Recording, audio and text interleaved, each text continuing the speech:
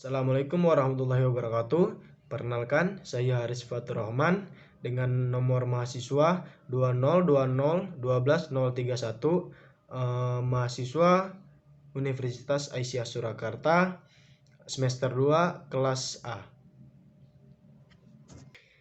Di sini saya akan menjelaskan sedikit tentang materi tentang stroke. Pengertian stroke. Stroke adalah kondisi yang terjadi ketika pasokan darah ke otak terganggu atau berkurang akibat penyumbatan stroke iskemik atau pecahnya pembuluh darah, atau bisa disebut juga dengan stroke hemoragik. Tanpa darah, otak tidak akan mendapatkan asupan oksigen dan nutrisi, sehingga sel-sel pada sebagian area otak akan mati. Kondisi ini menyebabkan bagian tubuh yang dikendalikan oleh area otak yang rusak tidak dapat berfungsi dengan baik. Stroke adalah kondisi gawat darurat yang perlu ditangani secepatnya, karena sel otak dapat mati hanya dalam hitungan menit. Tindakan penanganan yang cepat dan tepat dapat meminimalkan tingkat kerusakan otak dan mencegah kemungkinan munculnya komplikasi. Lalu, yang kedua ada faktor risiko stroke. Terdapat beberapa faktor yang meningkatkan risiko stroke. Selain stroke, faktor risiko ini juga dapat meningkatkan risiko serangan jantung. Faktor-faktor tersebut meliputi yang pertama ada faktor kesehatan, yaitu yang pertama hipertensi atau tekanan darah tinggi. Lalu yang kedua diabetes atau disebut dengan gula darah tinggi. Lalu yang ketiga ada kolesterol tinggi. Dan yang keempat obesitas. Terus penyakit jantung seperti gagal jantung, penyakit jantung bawaan, infeksi jantung atau aritmia. Lalu yang keenam ada sleep apnea. Dan yang ketujuh pernah mengalami TIA atau serangan jantung sebelumnya. Untuk faktor yang kedua ada faktor gaya hidup, yaitu merokok, kurang olahraga atau aktivitas fisik, konsumsi obat-obatan terlarang, dan kecanduan alkohol. Untuk faktor lainnya, selain dari faktor kedua tersebut, ada faktor dari keturunan, yaitu orang yang memiliki anggota keluarga yang pernah mengalami stroke berisiko tinggi mengalami penyakit yang sama juga. Dengan bertambahnya usia, seseorang memiliki risiko stroke lebih tinggi dibandingkan orang yang lebih muda. Untuk penyebab risiko, berdasarkan penyebabnya ada dua jenis stroke. Stroke yang pertama itu stroke iskemik. Stroke iskemik terjadi ketika pembuluh darah arteri yang membawa darah dan oksigen ke otak mengalami penyempitan, sehingga menyebabkan aliran darah ke otak sangat berkurang. Kondisi ini disebut juga dengan iskemia. Stroke iskemik dapat dibagi lagi ke dalam dua jenis, stroke trombotik dan stroke embolik. Dan untuk stroke hemoragik terjadi ketika pembuluh darah di otak pecah dan menyebabkan perdarahan. Pendarahan di otak dapat dipicu oleh beberapa kondisi yang memengaruhi pembuluh darah. Kondisi tersebut meliputi hipertensi yang tidak terkendali, melemahnya dinding pembuluh darah, dan pengobatan dengan pengencer darah. Stroke hemoragik terdiri dari dua jenis, yaitu perdarahan intracerebral dan subarachnoid. Lalu selanjutnya ada gejala stroke. Tiap bagian otak mengendalikan bagian tubuh yang berbeda-beda, sehingga gejala stroke tergantung pada bagian otak yang terserang dan tingkat kerusakannya. Itulah mengapa gejala atau tanda stroke bisa bervariasi pada tiap pengidap.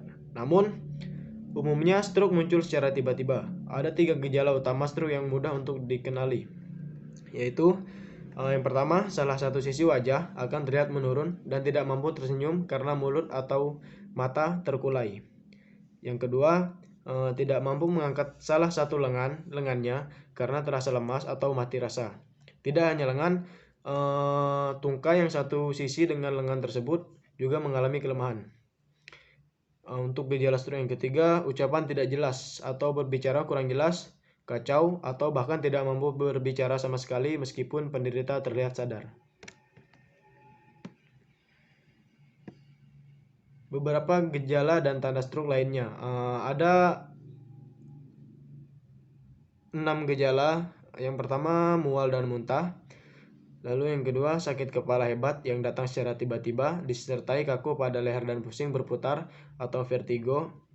Lalu yang ketiga ada penurunan kesadaran. Dan yang keempat, sulit menelan atau disfagia sehingga mengakibatkan tersedak. Gangguan pada keseimbangan dan koordinasi. Dan yang terakhir, hilangnya penglihatan secara tiba-tiba atau penglihatan ganda. Selanjutnya, diagnosis stroke. Bila mengalami gejala seperti di atas, segera ke rumah sakit untuk mendapatkan penanganan, agar bisa menentukan jenis penanganan yang paling tepat bagi pengidap stroke. Dokter akan mengevaluasi terlebih dahulu jenis stroke dan area otak yang mengalami stroke. Sebagai langkah awal diagnosis, dokter bertanya kepada pasien atau anggota keluarga pasien tentang beberapa hal yang meliputi pertama, gejala yang dialami, kedua, awal munculnya gejala, dan apa yang sedang pasien lakukan ketika gejala tersebut muncul. Lalu yang kedua, jenis obat-obatan yang sedang dikonsumsi. Lalu yang ketiga, apakah pasien pernah mengalami cedera di bagian kepala.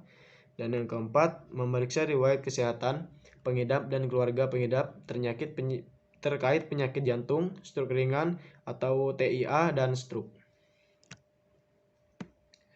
Lalu kemudian dokter melakukan pemeriksaan fisik pasien secara keseluruhan, yang biasanya diawali dengan memeriksa tekanan darah, detak jantung, dan bunyi bising abnormal di pembuluh darah leher dengan menggunakan stetoskop.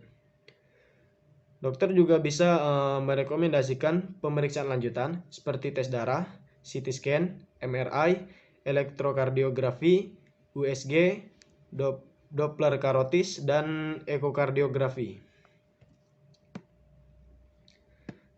Selanjutnya, komplikasi stroke. Stroke dapat menyebabkan berbagai macam komplikasi, dan sebagian besar komplikasi tersebut berakibat fatal. Beberapa jenis komplikasi yang mungkin muncul antara lain, yang pertama itu deep vein thrombosis. Sebagian orang akan mengalami pengumpulan darah di tungkai yang mengalami kelumpuhan. Kondisi tersebut dikenal sebagai deep vein thrombosis. Kondisi ini terjadi akibat terhentinya gerakan otot tungkai sehingga aliran di dalam pembuluh darah vena tungkai terganggu. Hal ini meningkatkan risiko untuk terjadinya penggumpalan darah. Deep vein thrombosis dapat diobati dengan obat antikoagulan. Lalu yang kedua, ada sebagian pengidap stroke hemoragik dapat mengalami hydrocephalus, yaitu menumpuknya cairan otak di dalam rongga jauh di dalam otak atau ventrikel. Dokter bedah saraf akan memasang sebuah selang ke dalam otak untuk membuang cairan yang menumpuk tersebut. Lalu yang ketiga, kerusakan yang disebabkan oleh stroke dapat mengganggu refleks menelan. Akibatnya, makanan dan minuman berisiko masuk ke dalam saluran pernafasan. Masalah dalam menelan tersebut dikenal sebagai disfagia.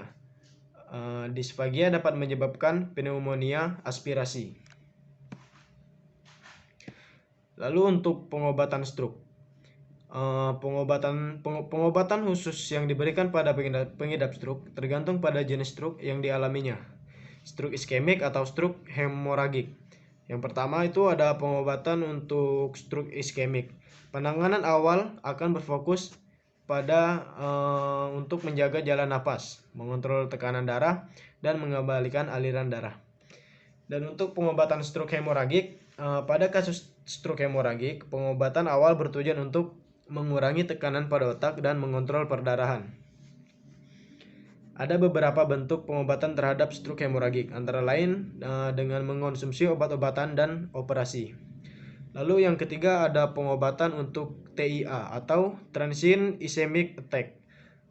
Pengobatan TIA bertujuan untuk menurunkan faktor risiko yang dapat memicu timbulnya stroke, sehingga penyakit jantung tersebut dapat dicegah. Obat-obatan akan diberikan oleh dokter untuk mengatasinya. Dalam beberapa kasus, prosedur operasi endarterektomi karotis diperlukan jika terdapat penumpukan lemak pada arteri karotis.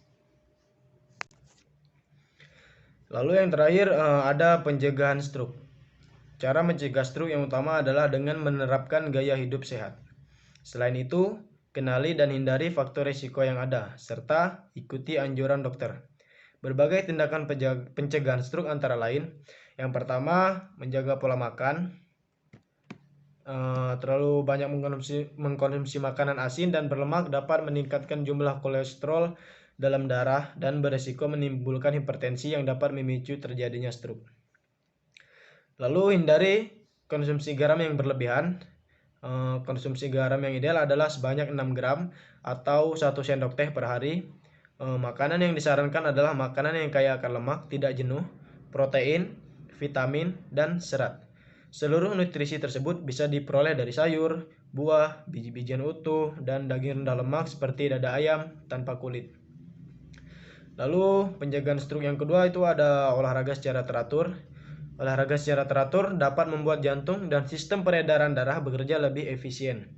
Olahraga juga dapat menurunkan kadar kolesterol dan menjaga berat badan serta tekanan darah pada tingkat yang sehat. Lalu untuk penjagaan stroke yang ketiga ada bagi yang perokok disarankan untuk berhenti merokok. Perokok berisiko 2 kali lipat lebih tinggi terkena stroke karena rokok dapat mempersempit pembuluh darah dan membuat darah mudah menggumpal. Tidak merokok berarti juga mengurangi risiko berbagai masalah kesehatan lainnya seperti penyakit paru-paru dan jantung. Lalu untuk yang keempat, hindari konsumsi minuman beralkohol. Minuman keras mengandung kalori tinggi.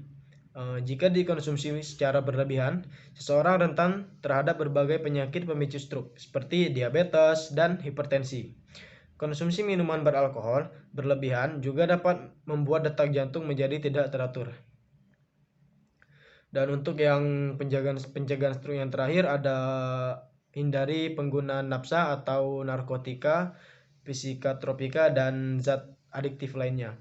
Beberapa jenis nafsa itu dapat menyebabkan penyempitan arteri dan mengurangi aliran darah.